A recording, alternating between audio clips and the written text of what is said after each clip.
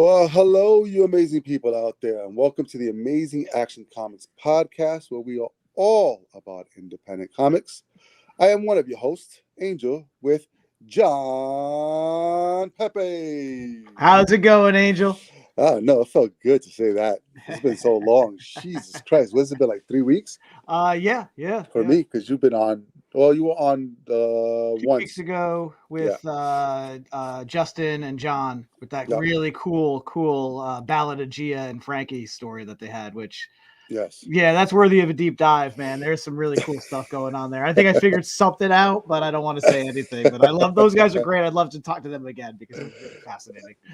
Yeah, it was good to talk to you afterwards because it was almost like you were playing detective and figuring out some things, which is pretty cool. But yeah, it's good to be back. Life gets in the way, and fuck, man, like I almost this morning I was like so close because I was so sick, but I was like it's been way too long. Yeah. And we had some really good stuff over the last couple of weeks that we want to discuss.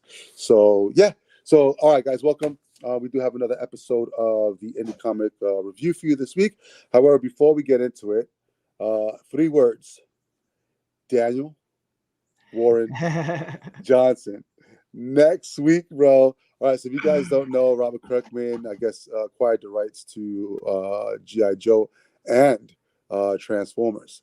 And he's doing sort of like this Anna John verse. And sort of like there's this story stuck in the middle that's going to introduce the Transformers and the G.I. Joe into this world. So it's called Void Rivals. And if you haven't been reading it, haven't picked it up, I implore you to pick it up, especially if you're a Transformers fan or a G.I. Joe fan, because they're going to be coming into the mix. I mean, we already did get, what the hell's his name? I don't remember. Was it One of the Starscream Autobots. or No, one of the Starscream's a Autobots? bad guy. Oh, right. Yeah, it was one of the Autobots. But next week Yeah. is Transformers, issue number Number one. one. Yeah. And I think he's writing and drawing, right? Yes. Yeah. Ah, dude, so I'm so excited for that. So yeah, so it's going to be that. I think there's a G.I. Joe book. Isn't there a Cobra book as well? I think they announced a Duke and a Yeah, Cobra Commander comic before an yeah, actual GI Joe. So, but yeah, yeah. they're coming right out the gate with the Transformers, and we love Daniel Warren Johnson. Do a Power Bomb, his 7-issue miniseries was our favorite book of the year that it came out, which I think was last year. Yep. So yeah, he's just a tremendous artist and writer, and just great concepts. And I think I'm looking forward to his execution on this. I think it's going to be really cool. Yeah, and what I'm really looking forward to is because he's a really good storyteller. On top of that, you got Robert Kirkman leading it. So we're looking at sort of like The Walking Dead, and we're looking at what was the other one with the two brothers that was out for a long time still. I mean, he's got Firepower too, which is really great. Well, Um, Invincible is the big. Invincible. Yeah. Yeah, so he's got a really great way of telling stories, and I think there's going to be twists in there that we're not going to expect. So it's not going to be a traditional, GI Joe freaking or Transformers. I think there's just going to be sort of like this tug and pull with these because he has it in Void Rivals. I mean, you got two factions that are already at each other's throats, and then you got the two factions that have met one another trying to get resources that they're limited on. But it's so funny because they're on the same, I guess, ring that they're living on, but they both live on halves of the ring, Right. and they're just at each other's throat for resources, which is just hilarious. But yeah, I think it's going to be great. I'm enjoying it so far, and bringing everything else. I haven't read GI Joe or Transformers in forever, Yeah. so I'm looking forward to having fresh eyes on it and fresh new lines as well. And So yeah, the trick with these properties is you really want to do something new, but you still also want to make it familiar familiar. for what people are expecting from these properties. So yeah, again, I think Daniel Warren Johnson is the right call for Transformers. I'm really looking forward to that one. I'm not sure about the GI Joe stuff yet, but yeah, that Transformers I'm really looking forward to. Well, hopefully when it comes out. So yeah, check it Yes. out, guys. Next week is Transformers number one. All right, so we're gonna dive into books rather than give you dates because we're gonna go back 3 weeks for one book, 2 weeks for another set of books, and then the book this week.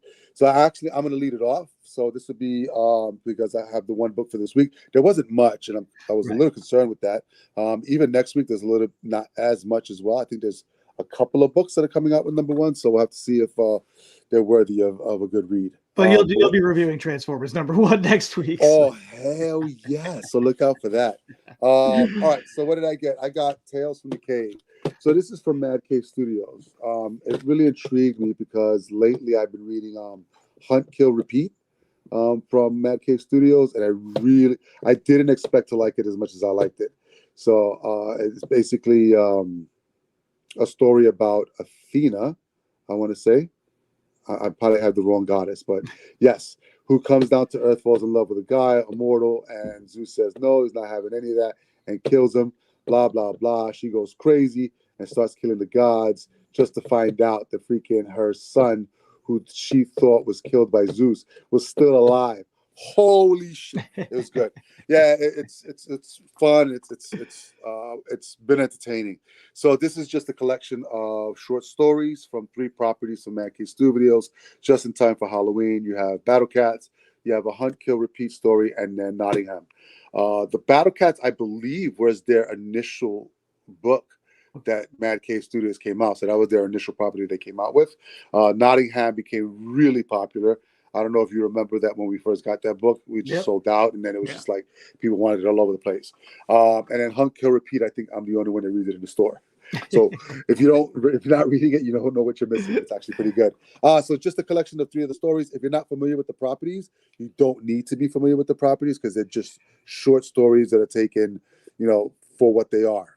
Just little horror stories, but just using those properties. So if you are familiar with the characters, it brings a little bit more resonance. Well, you'll be a little bit more familiar with them. But yeah, the crew that drew it, wrote it, and inked it is large for the 3 properties. So you might want to check it out. I enjoyed it. It's 8 pages each, so it's a little hefty. I was a $5.99 price point, so I was like, but because I had one of my favorite books that I'm reading right now, and I wasn't disappointed. It was pretty good. Yeah, the art's great. The creative teams that they put on it are, fantastic. So if you're looking for some Halloween stuff just to get through Halloween, check it out. Tales from the Cave. It's a one-shot. I think they're going to be doing this. I'm pretty, like, how DC has their holiday stuff. I'm pretty sure, these companies are going to follow suit on that as well. So if you want just an introduction, you get 3 stories from 3 of their properties, and if you like the stories, you might want to check out their properties as well. Awesome. Yeah, I like those sort of like one shot, primers or preview book type things, where even it's not even necessarily a preview book, but just sort of giving you something, a little taste of something greater that you don't necessarily. If you like it as an 8-pager, great. You don't have to go on, but if it really intrigues you, there's more material out there. So I love when they do these kind of one shots. I do too, and it's a double-edged sword, right? Because it's only 8 pages to tell a story to try to catch people in, and if you could do your job really well, then you got yourself, a new fan. If not, then you got a lot. Right. All right, what do you got? So I got 3 books. So 2 from last week and 1 from the week before. So I'm just going to start with the oldest one from the week before. This is another new IDW original. It is called Kill More. Lovely, lovely face on the cover there. So this is a really, really interesting book. It is written by Scott Bryan Wilson, illustrated by Max Allan Fuchs. They both have co-creator credit as well. Colorist with spot illustrations, Valentina Brisky. Lettered by CPD Athletic League, which is a really interesting name for a lettering group.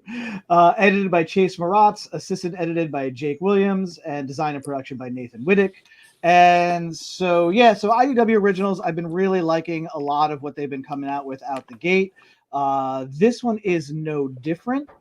This slightly reminds me a little bit of that Dark Horse 4-issue Where Monsters Lie. I was just thinking that when you showed me the picture. Yeah, because it's very similar to the old the matriarch lady, of that gated community for serial killers. So whereas that was very funny amidst all the horror, this one is pretty much played straight. What we do have is we have sometime in the future. We're in the city of Colonia, which they now call Old Colonia. And New Colonia is now on Mars, right? So basically what you had is this mass exodus of people from Earth going to colonize Mars. But what you have left on Earth are basically all the worst people now, right? So this town, Old Colonia, is now essentially overrun with serial killers, and they just keep showing up. And so it's Australia. It's kind of like Australia, yeah. And it's almost like they treat this town as their own personal ongoing purge, right? So you basically just have people killing each other in the streets in this city. You have a very thin police force still trying to do their job and investigating crimes. But you know they're worn very thin. One guy literally is just like at the end of this interview with you know, as they're working on this one case, the one guy's partner goes, yeah, by the way, this is my last day, see ya, you know. I'm transferred, I'm out, you know. So he winds up with another younger cop as their paths in the investigation cross. So you're going to have, you know, sort of the older jaded cop working with the younger, sort of more like, I still want to do my job cop. And the older jaded cop is still very much, you know, you know, into doing his job, but he knows anything he does isn't really going to get him anywhere. So really neat concept. The visuals are fantastic. This Max Allan Fuchs is a really wonderful, detailed artist, really clean style, but like really with a lot of great details in there. This one double page spread I really love, as you can kind of see these were factories that were done to build the ships to send people to Mars, and now they're all abandoned because everybody's gone. But you can see, I don't know if you can see in that detail there, in these gutters and these trenches coming, you know, out of this factory are just bodies piled up. Cool. And that's sort of the state of this town. And it's great because there's like a little sign there that says no dumping. And yeah, that's like, oh, this is the dumping ground for the bodies. So really neat concept. The serial killers that they introduce are really fascinating and twisted. You got a guy called the Sufferer who basically suffers along with his victims. He cries as he's killing them. You have this jacked woman called Lady Face Smasher who, like, after she kills, she has to eat like this giant meal from a diner. Like, so some really quirky and like interesting characters as far as the serial killers go.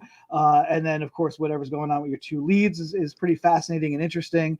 So I really dug it. I thought it was a really cool first issue.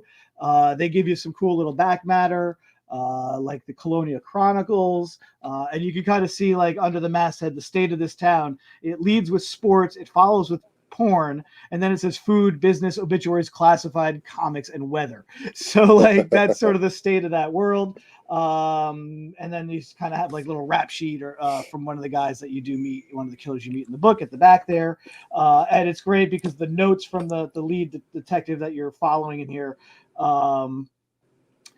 he just on the form he complains about how everything that they have is broken and there's not even enough room on the form to fill everything out properly. So I thought that was a really interesting little touch there. So yeah, Killmore, really fascinating setup, really bizarre, really scary.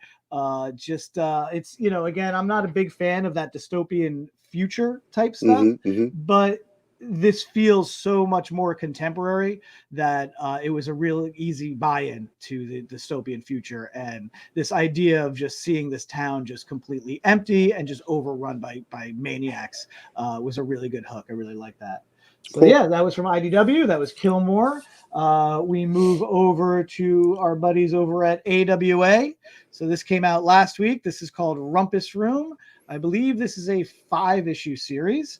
Gorgeous main cover by one of my favorite artists of all time, the great Tony Harris, who, you know, I've talked about him a lot before, but I just always love whatever this guy does. He's worked for DC, Marvel, and a ton of independent stuff. He just always puts a lot of great level of detail and care into his work, whether it's interiors or covers, and this cover is fascinating. The inside of the book, Rumpus Room, is written by Mark Russell, illustrated by Ramon Rosales, colored by Ivy Zvorcina, lettered by And World Design, and the editing, I believe, is your usual AWA team.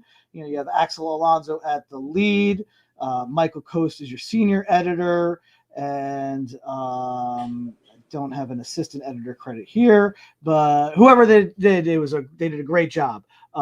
This book is actually really cool. This is a little more contemporary, And you basically have this very reclusive, super rich guy who is really just kind of obsessed with staying young. Because he equates everything with money, right? So it's like it kind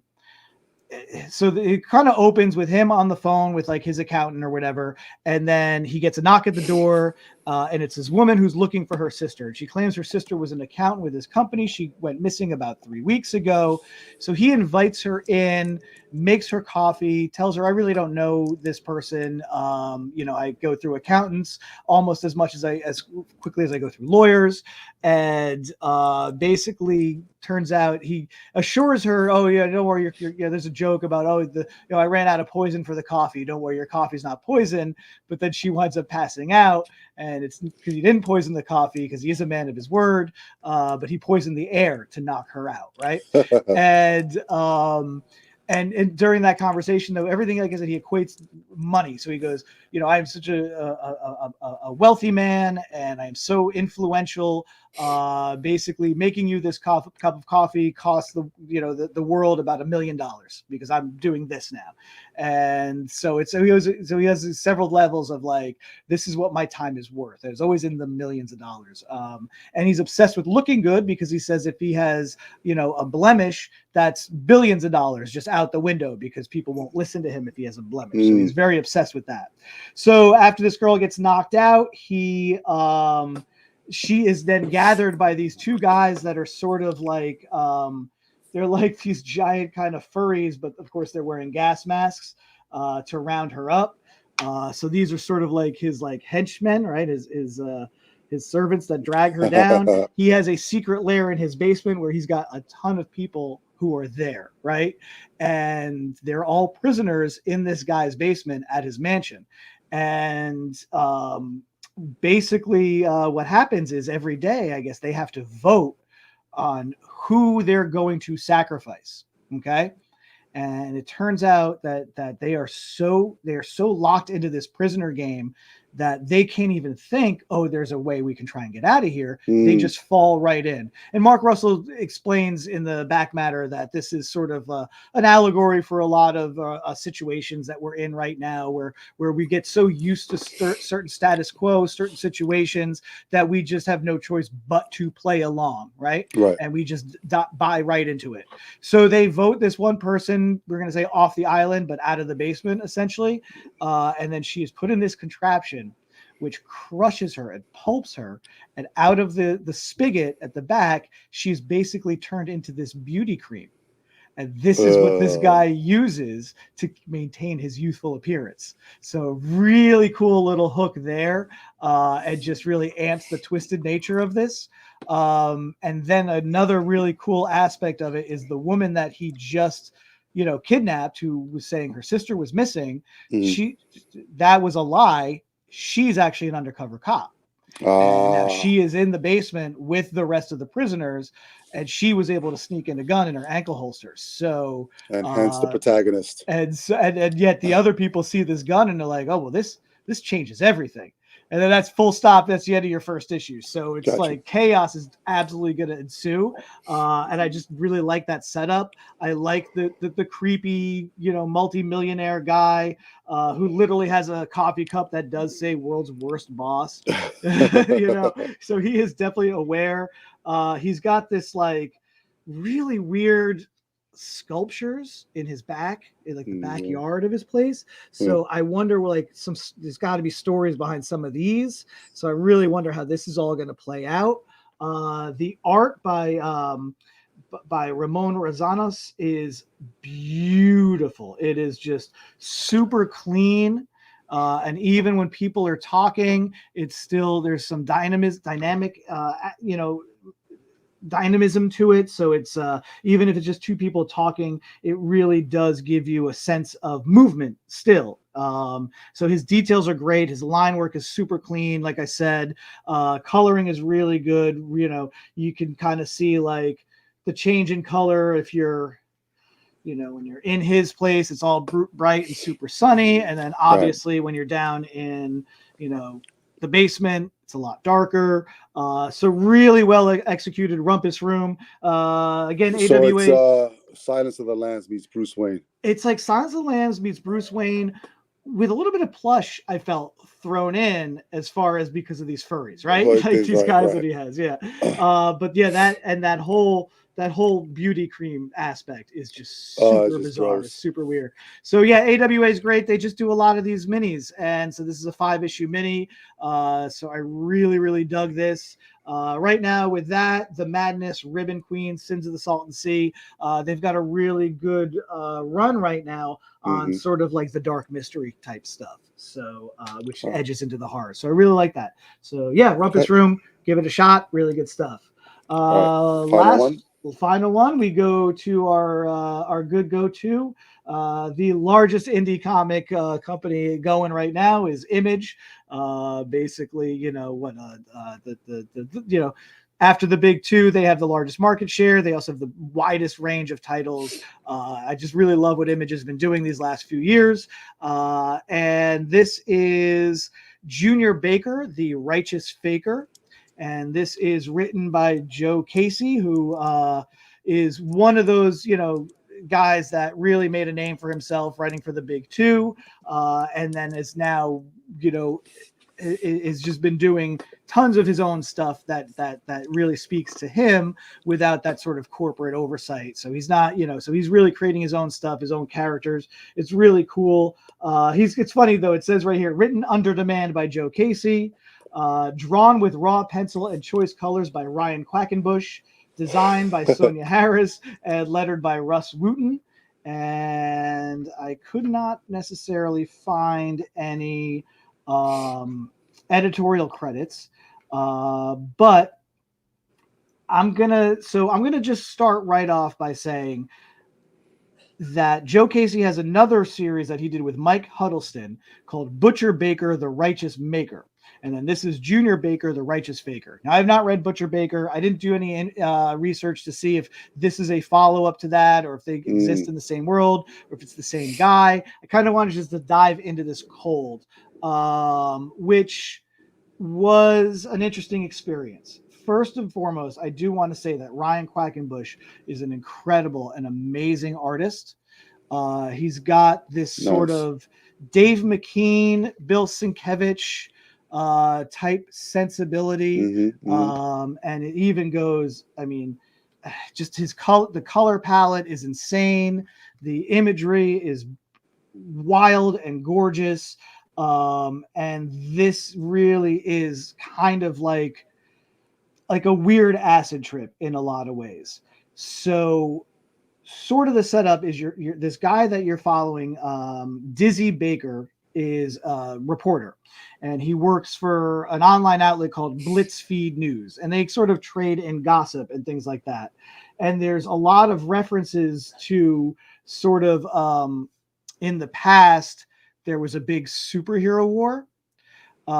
Basically, all the superheroes had overrun the bad guys. There were no bad guys left anymore. You just have a world with just superheroes. A lot of them are younger superheroes. And with no bad guys to fight, they just wind up fighting themselves, which led to some great cataclysm. And now everybody's kind of living in the aftermath of that cataclysm. And it's kind of interesting because that setup really reminds me of Kingdom Come, if you remember that. And even the way those flashbacks are done, I think I just showed one, it's very much like some of those like flash forwards in Kingdom Come where you just had like the images in shadow with like just dust all around. So it's very vague as to really what happened there. But I just right away in my head, I was like, oh, that just really reminds me a lot of the Kingdom Come stuff, the Mark Waid, Alex Ross. But obviously it is not that, although I guess maybe the intent is if you squint, that could be it.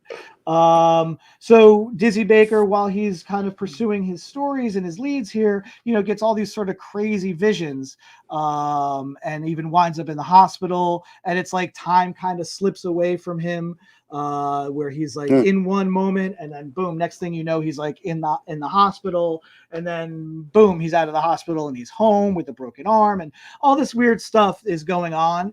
And I'm going to be honest, I don't know if I quite got all of it. It was a little all over the place and a little dense. And I don't know, again, if that is because I'm missing the piece if the Butcher Baker is the lead to this, Right. or even if it's designed for you to be able to go in cold, which I think it is. I think that the my lack of understanding is almost because of this mystery is so deep, and it's going to be a slow burn to build everything up to the surface as to what exactly is going on here.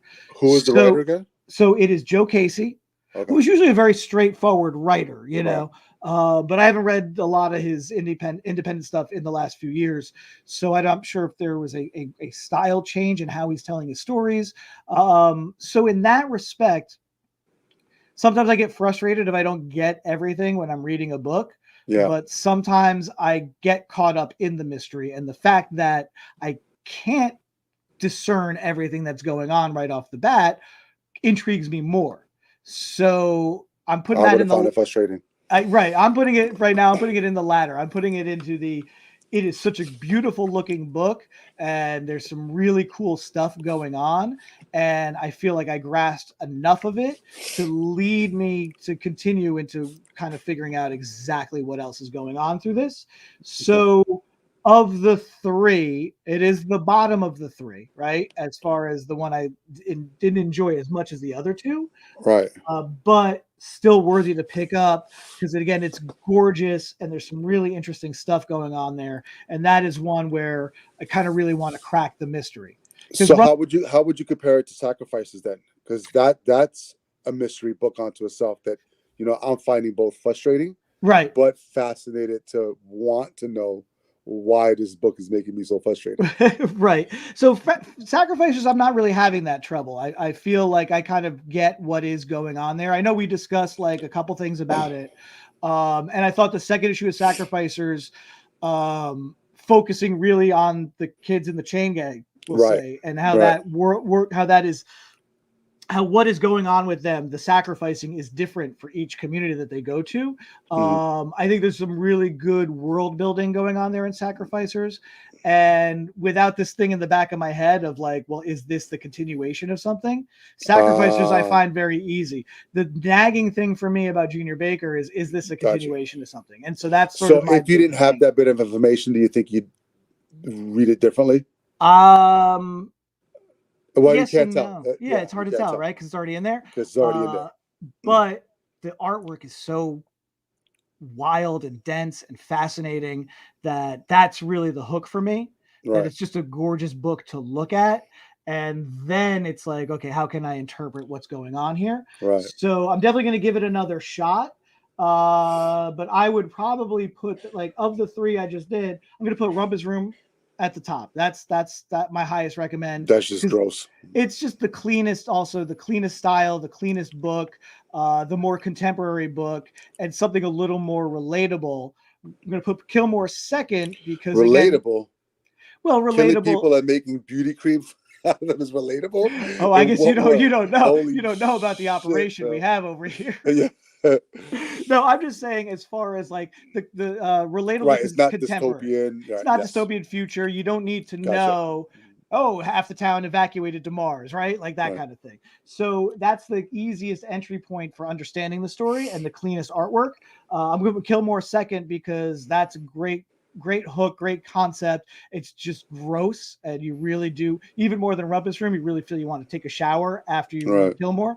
And then Junior Baker, I'm going to say, like, Rainy Day, take some drugs, read that, let me know what you think. Because it'll kick in. Yeah, but so beautiful looking book, really intriguing mystery that is building there as far as what has happened before and what is happening to this guy now. But again, narratively, just a little more impenetrable than the other three. Okay, sounds good. All right, gang. Well, there you have it. You have books for the last 3 weeks. Some good stuff. Make sure that you go and check out your local comic book shop and see if you can pick these up. If they don't have it, demand it because we want it. Yes. And definitely be on the lookout for next week's episode because, you know, rain or shine, sick or death. Well, not death, just shy of death.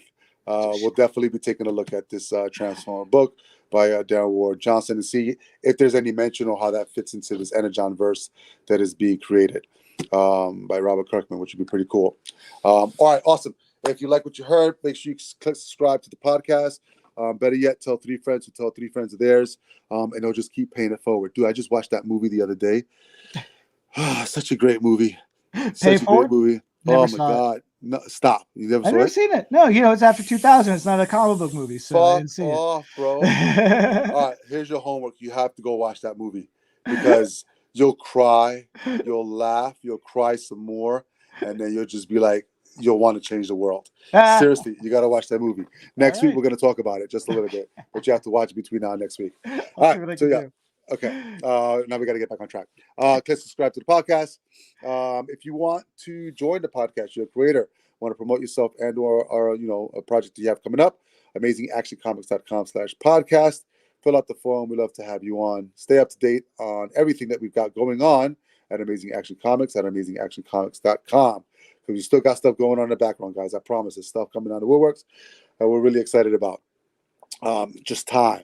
Last but not least, support local comic book shop, because without them, we wouldn't have a job and we wouldn't be able to read some really cool stuff. Yeah. I want to say Phil. I'm going to say Phil. Fuck it. Phil, where do you get your comic books from?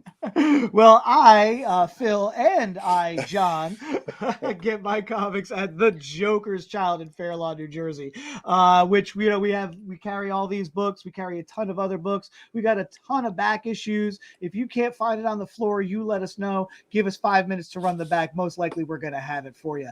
But, The Joker's Child in Fair Lawn, New Jersey has been around for about 35 years now. And, if you can't make it to Fair Lawn, please support your local comic shop, because really, like Angel said, this is the lifeblood. This is where we work, but this is also where we get our entertainment as well. So we love comics, and any good local comic shop worth its salt should love comics as well. And the more they love comics, the more you should patronize them. Absolutely. Very well said. I can't believe that comic shop is older than you. That's crazy. All right, kiddies. Until next time, please be amazing, stay amazing, and read something amazing.